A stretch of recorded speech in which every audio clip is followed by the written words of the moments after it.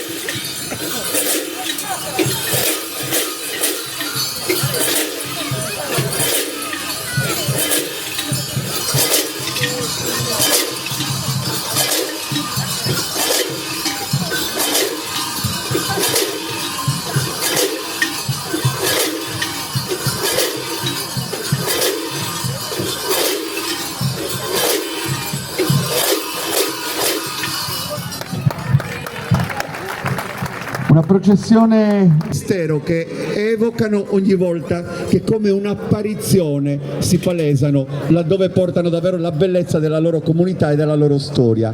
Noi li applaudiamo e su questo stesso ritmo li congediamo con un'uscita ad effetto come sempre loro creano.